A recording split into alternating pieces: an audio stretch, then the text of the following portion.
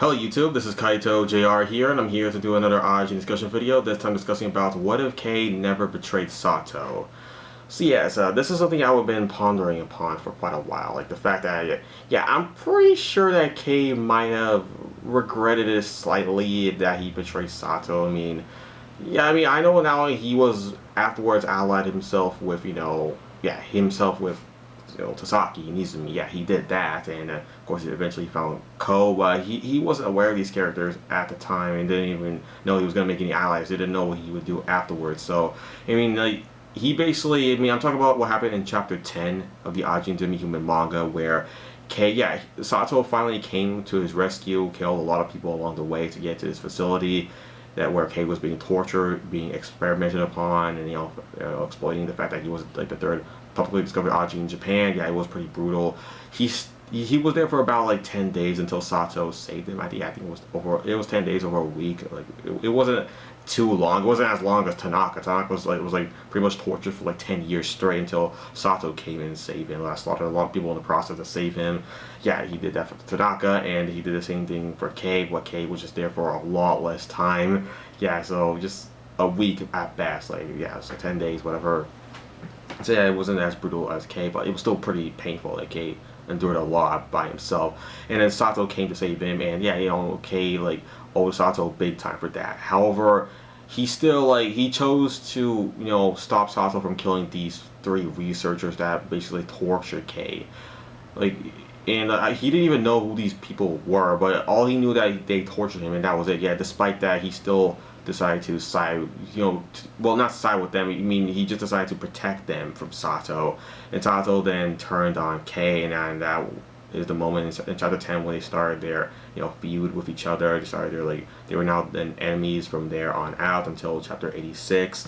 And of course, chapter 86 was the final chapter of Ajin Discussion. I still think there should have been more chapters afterwards. It shouldn't have ended there, but it did. Oh well. But yeah, Sato, of course, he wasn't really all that disappointed. Okay, he was disappointed in the fact that Kei turned out to be a failure. He was hoping that, okay, the 10 days he would be spending here with the humans, being tortured by them, yes, this should hopefully change Kei dramatically, and that afterwards he would have this immense hatred towards humans, and that he would be useful for my plan, because of course Sato had a plan that he would use Ajins against humans to terrorize, mostly just to have fun, because Sato mostly just sees life as a video game. If he was a main character inside of a video game, a protagonist, whatever, that he can just basically shoot himself and he would get extra lives. He probably, like I said, he just thinks of himself as a main character in a video game where he just shoots himself, as extra lives. However, enemies all over the place, first of all, a Goomba in a Mario game. You would just kill a Goomba who would be a human, for example, and they wouldn't come back. They would just stay dead, and that's it. And then of course, Sato actually would just respawn, get another life, and just keep on killing more enemies and stuff like that. Of course, that's how Sato views the world. He's always viewed it like that. Of course, he was in the Marines, so he has many fighting, training, stuff like that. Yeah, he has a lot of training overall about a lot of different fields. He was part of a special team within the Marines. Not exactly it was a team called the Team. So it was something really simple because they were really badass. I guess that's why. I don't know. Yeah, Sato was part of that, and then. Now, of course, I was talking about how the fact that, he saw Kei now as a failure, and I guess, Kei betrayed him, took his gun.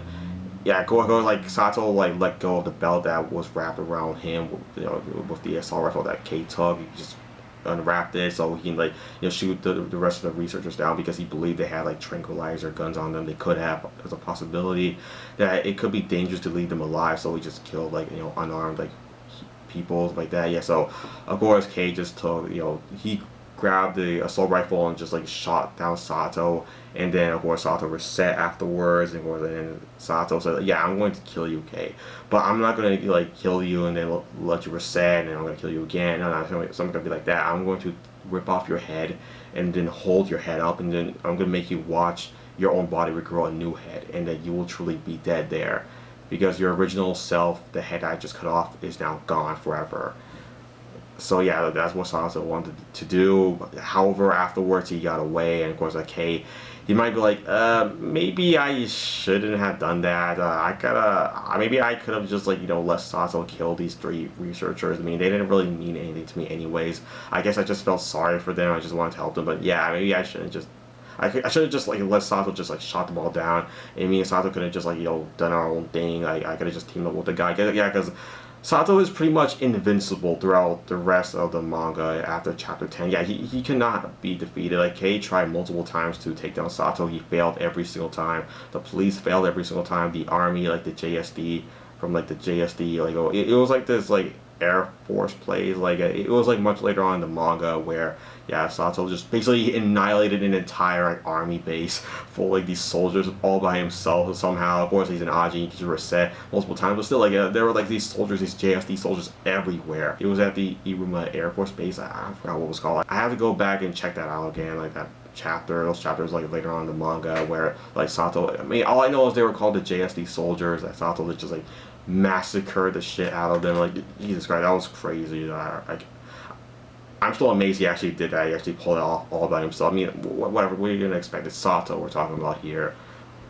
I mean, yeah, even in the anime he's badass, but yeah, he's more badass in the manga, and there's just a lot more content with Sato in the manga than there is in the anime, because most of it is filler anyway, so I don't really count the anime all that much. But yeah, of course, like I said, yeah, he should have never betrayed Sato. I don't think he should have done that. I mean, for him mostly, because Sato was pretty much on the winning side every single time.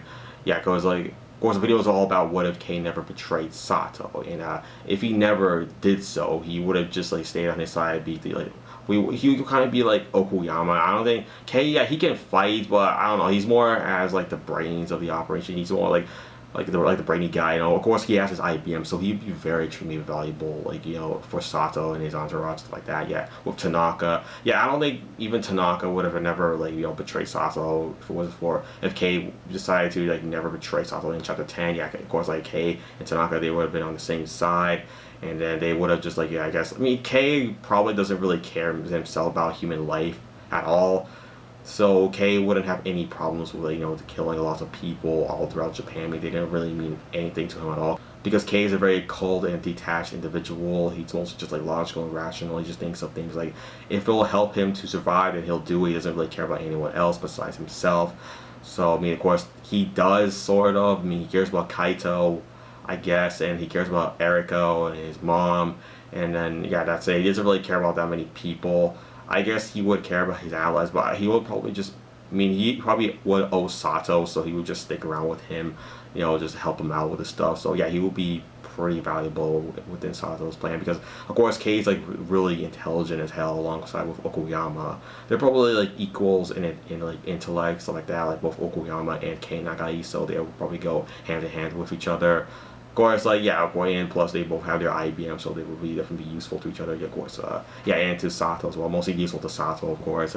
Yeah, and Kei, I'm pretty sure he would have joined Sato in that plan, to take down that building, because of course Sato, like, hijacked this plane and then just, rode it into this building. That must be a lot of fun for Sato. Like, that's something that seems like something that Sato would have like a blast with, of course. Yeah, of course Sato did that, and then Kei would have just been, like, in the background somewhere. Of course, like, he would have been, like, with the snipers, like Takahashi and Gen. He would have been with them, probably with his IBM. Of course, Tanaka was there with his IBM as well. They would have just been, like, flying all over the place with their IBMs, just like destroying any elite soldiers they would have seen. I'm just gonna call them the elite soldiers because, yeah, I think that's what they were referred to as, like, the special elite squad or whatever, that were, like, assigned to, like, take down Sato and take him in by force. Of course, like, yeah, so of course they were annihilated, obviously, by Sato with ease. Yeah, Sato made full utilization with his IBM, the Snake Man, and of course, Kei would have made full utilization with his, like, IBM, the Black Ghost, and of course Tanaka, the Ripper, his IBM that I named it myself. Yeah, I pretty much named all of these IBMs except for, like, the Black Ghost, or just Kei, which just refers to as, like, the Black Ghost or Ghost. For short, like, yeah, that's what Kei calls that.